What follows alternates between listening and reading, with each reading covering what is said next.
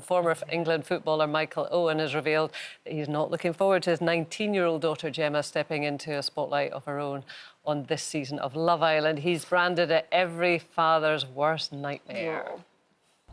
No doubts that she'll make us all proud. So, yeah, it's probably a father's worst nightmare right at the outset. You know, it's quite a big thing, and if she wants to, whatever she wants to do, you know, you've got to be supportive. And I think I've given her a decent enough ground and to be respectful. Yeah, you can see him. He's like that famous last word. The body language there was He was all like that, wasn't he? Oh, gosh. And to think what he was doing when he was 19. Yeah. I remember watching Michael Owen when he was 19. And so you can't stop her from following her dreams, I suppose. Go on then, Jane. What would you do if one of the girls came on that conversation at 19? I wouldn't particularly say every parent's worst nightmare, but I would be very concerned, because for me, I will be watching it. I love it. I've watched the last 3 years obsessively.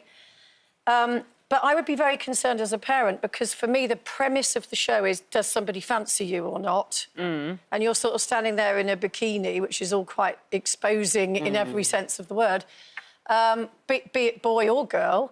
And it's about rejection on national television. And I think that if you have to be incredibly mentally strong to sustain that journey, if you like. And would you try and talk them out of it? Who of us at 18 or 19 would have been mentally strong enough to deal with that? But you've got to remember the people who put themselves forward for these shows, they feel very confident in what they look like. You know, I don't think people who are particularly, you know, insecure about the way they look and haven't got I don't think anybody on that show hasn't got an Instagram account or a social media following of some sort. So I feel like they're going on there knowing what they're...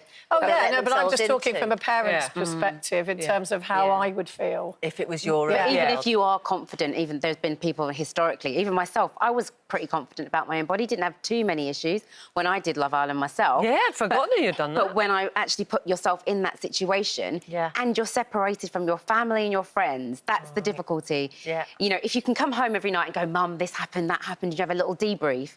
That can make things a lot easier for the journey. But if you're completely isolated, that's where the you're never going to know exactly what you're going to get to. I think it was interesting what he said about the ground. I think I've given her the grounding to be respectful. And I think that's, as a parent, I always think that with my kids. I think all their lives I've kind of sort of put things in there where I'm thinking, this is me trying to manipulate you for what the decisions you make as an adult. But if it came to a standoff, I mean, once they get to 18, 19, they are adults, aren't they? I mean, it could be Love Island, it could be, this is Brian, I met him last night and I'm going to marry him.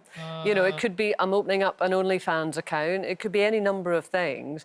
When they get to 19, do you have to just say, it's your decision as an adult? Or do you still have influence as a parent at that age to say, no? Well, it depends. If they're in my house... Exactly. You wouldn't, and also, would you? for boys and girls, it could be very different. I feel like boys have a harder time on Love Island because they can't openly cry and share their emotions. It appears to be easier to open up and let out any frustrations as a girl on the show than it is for a boy. So I'd be more worried if it was my son going on than it was. So you would be concerned as a boy? See, that's interesting, because most people think the concern's always going to be for a girl going on. For me. And for a boy, it's like, oh, fill your boots, have a good time, mate. Hey.